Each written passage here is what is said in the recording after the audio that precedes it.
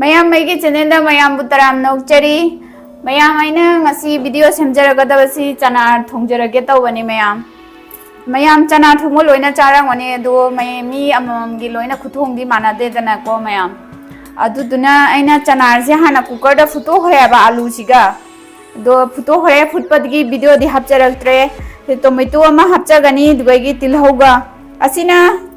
ꯇꯣꯃꯦꯇꯣꯒ ꯀꯩꯅꯣꯒ ꯇꯣꯉꯥꯟꯁꯦ ꯍꯥꯞꯆꯔꯒ ꯆꯠꯅꯤ ꯑꯃ ꯁꯦꯝꯖꯔꯛꯀꯦ ꯇꯧꯕꯅꯤꯕ ꯆꯅꯝ ꯑꯁꯨꯕꯁꯦ ꯂꯩꯔꯦ ꯑꯗꯩ ꯁꯤꯡ ꯑꯁꯨꯕꯁꯤꯒ ꯂꯩꯔꯦ ꯇꯤꯜꯍꯧꯁꯤꯒ ꯃꯣꯔꯣꯛ ꯑꯇꯦꯛꯄꯒ ꯇꯧꯔꯒ ꯌꯦꯅꯝꯁꯦ ꯌꯨꯝꯗ ꯊꯥꯖꯕꯅꯦ ꯌꯥꯝꯗꯦ ꯈꯇꯪꯒ ꯍꯥꯞꯆꯔꯒꯦ ꯑꯗꯨꯒ ꯁꯤꯅ ꯑꯂꯣꯏꯕꯗ ꯂꯣꯏꯔꯒ ꯐꯗꯤꯒꯣꯝꯁꯤꯅ ꯂꯣꯏꯔꯒ ꯊꯥꯛꯆꯔꯒꯦ ꯑꯗꯨꯗꯤ ꯆꯅꯥ ꯊꯣꯡꯕ ꯍꯥꯟꯅ ꯍꯧꯖꯔꯒꯦ ꯃꯌꯥꯝ ꯇꯤꯜꯍꯧꯁꯦ ꯍꯥꯟꯅ ꯁꯣꯏꯗꯣꯛꯆꯔꯒꯦ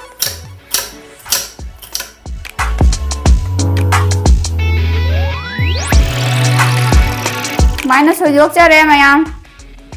ꯈꯥꯃꯦꯟ ꯑꯁꯤꯟꯕꯤꯁꯦ ꯑꯃꯨꯛ ꯍꯥꯞꯆꯔꯒꯦ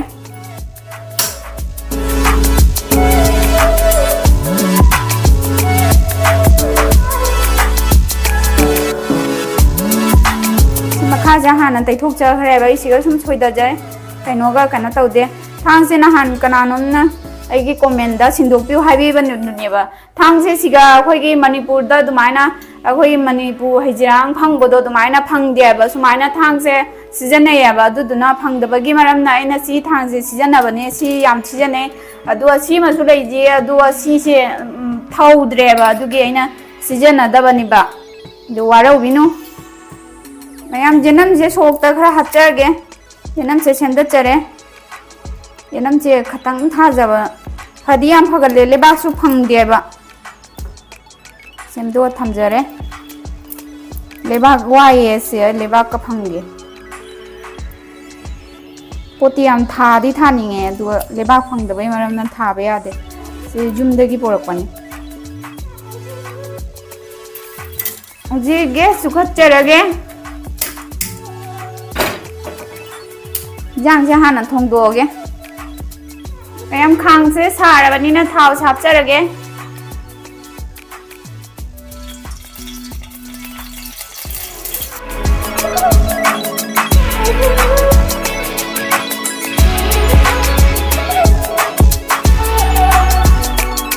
मयम थाव से सारे तिलौ से हाना हचनजरे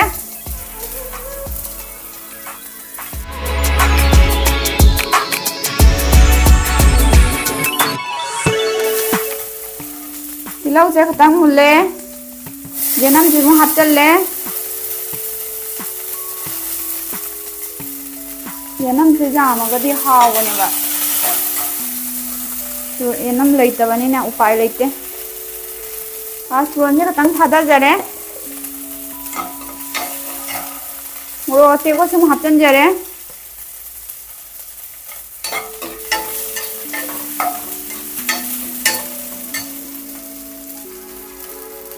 जी टोमेटो से हाचनजरे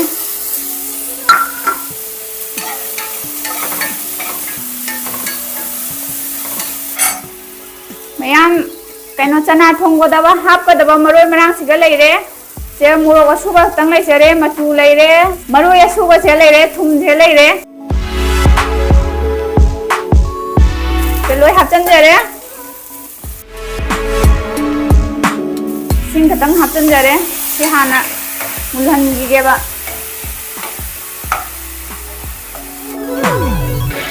मयाम कनो थाखिबदो हजिक टोमेटो से मोनथारे फजना सुमाइना होइरे से हजिक आलू से खतंग खुदना नमखाइ जरे तुगा चना दुगा आलू से का हचन जरगे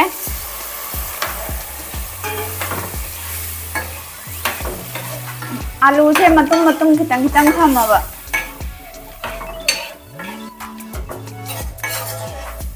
मयाम मही याम लांगहलोयबा मही से थक थक लावना थोंदोइनेबा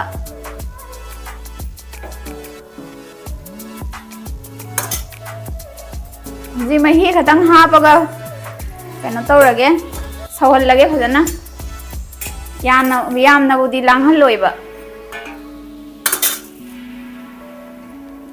जी मखुम खुमजल्लगा सौहल्लगे हजि इजांग से मखुम हांगदोंना यारबा येंगे माया यारक्तोरे मही से नंगझले मचू याम फजरमे ꯉꯥꯏꯍꯥꯛꯀ ꯐꯨꯠꯆꯈꯤꯒꯦ ꯍꯩꯖꯥꯡꯁꯦ ꯁꯧꯔꯤꯉꯩꯗ ꯃꯌꯥꯝ ꯍꯩꯖꯥꯡꯗ ꯊꯥꯡꯅꯕꯩ ꯐꯗꯤꯒꯣꯝꯒ ꯍꯩꯖꯥꯡꯗ ꯊꯥꯛꯄꯩꯒ ꯑꯗꯩ ꯆꯥꯠꯅꯤꯗ ꯊꯥꯛꯄꯩꯒ ꯑꯩ ꯁꯣꯏꯗꯣꯛꯅ ꯊꯝꯖꯈ꯭ꯔꯒꯦ ꯐꯗꯤꯒꯣꯝꯁꯦ ꯁꯣꯏꯔꯦ ꯁꯨꯃꯥꯏꯅ ꯃꯌꯥꯏꯗ ꯀꯠꯊꯠꯆꯔꯦ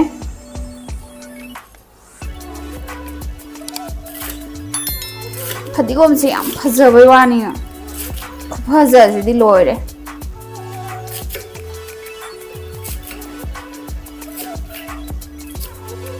ꯍꯩꯖꯥꯡꯁꯦ ꯐꯗꯤꯒꯣꯝ ꯍꯥꯞꯄꯗꯤ ꯂꯣꯏꯅ ꯍꯥꯎ ꯆꯝꯊꯣꯡꯗ ꯑꯣꯏꯔꯦ ꯏꯔꯣꯝꯕꯗ ꯑꯣꯏꯔꯦ ꯂꯣꯏꯅ ꯍꯩꯖꯥꯡ ꯄꯨꯝꯅꯃꯛꯇ ꯂꯣꯏ ꯏꯆꯟꯇ ꯆꯟꯅꯔꯦ ꯐꯗꯤꯒꯣꯝꯁꯦ ꯌꯥꯝ ꯍꯥꯎꯔꯦ ꯐꯗꯤꯒꯣꯝ ꯍꯥꯞꯄꯗꯤ ꯁꯤꯒ ꯍꯥꯞꯆꯜꯂꯒ ꯊꯝꯖꯔꯒꯦ ꯌꯥꯡꯁꯦ ꯖꯥꯔꯛꯇꯣꯔꯦ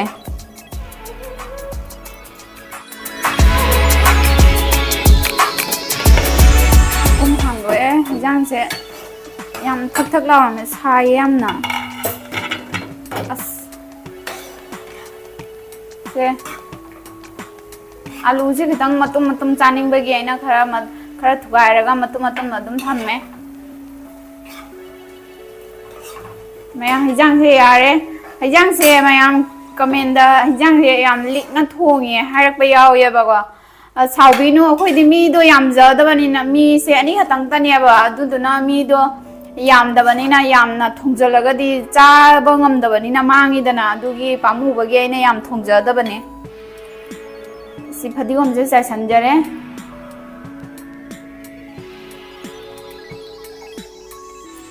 ꯐꯗꯤꯒꯣꯝꯁꯦ खर जाम हापचनगे फदिगोम से यामगा जांग हावदबत माले कोन मद खाइदोगा थमजरगे अगी चटनी मु तौजर चटनी की केनो तिलौ सेमदोकजरगे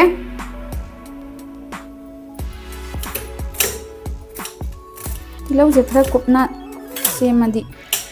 हावगनेबा तकनबैदो लेरदि तखाइबिरसु कसुम काइदे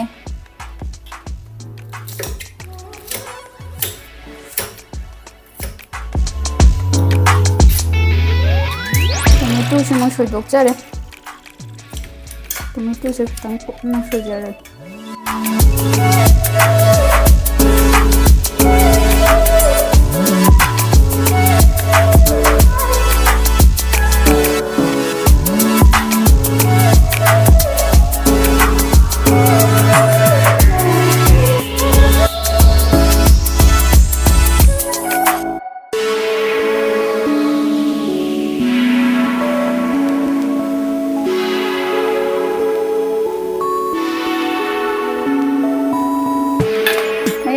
सीनी अखोई चटनी सिगा हाकदबा सियो तोंगा अमा लेजरे तोंगा लेरे सिगा मोरोक अतेको खरा सोइरगा थमजरे सिना टोमेटो सि सिंग असुबा खरा लेजरे चनम तिलौ से अमतंग हापजरे दोगा सिगा थागदबा मचू मोरोक असुबा खतंग थुम सिगा लेरे खांग सारे थाव खतंग हापजगे थाव से यामनादि हापोयबा खतंग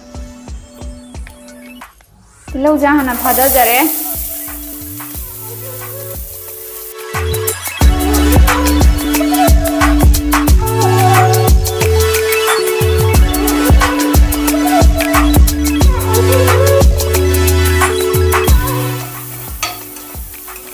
तिलौ से काबो मुल्ले जी चनम जिमु फादजरे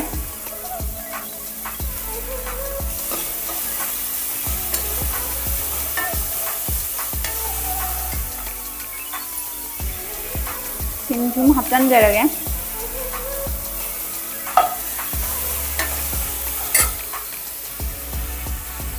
तोंगा से थादजरे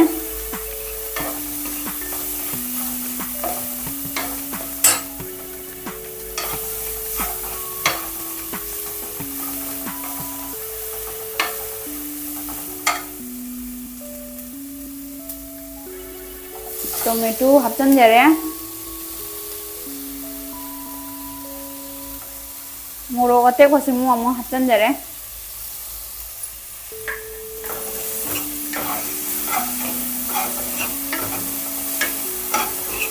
मई लेथरा ngahak phajana ngaurani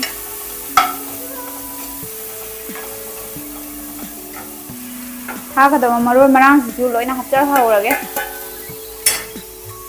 ꯏꯁꯤꯡ ꯈꯤꯇꯪ ꯇꯦꯡꯁꯤꯜꯂꯒ ꯍꯥꯞꯆꯟꯒꯦ ꯃꯨꯟꯊꯔꯛꯅꯕꯒꯤ khitang khitang hapaga ngauraga de haubani bai se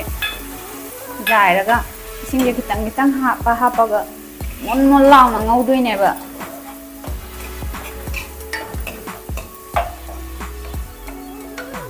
tonga ji bajana toina mon khai ya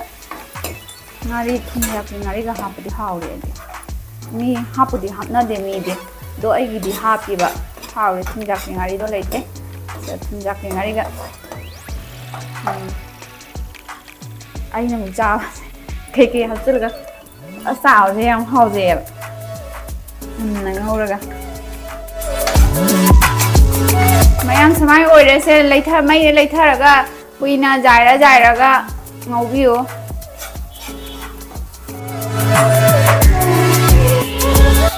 mulle thangdarani simon mul laure amna chabada yam hawne hak tanga jaira ngauraga thangdarani mayam mulle samane oire poche je gas muthacharage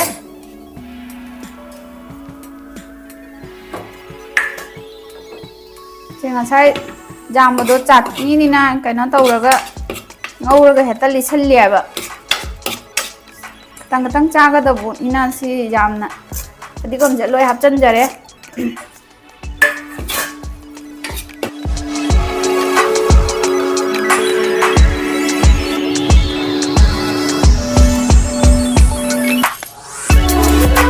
thangdara sika goire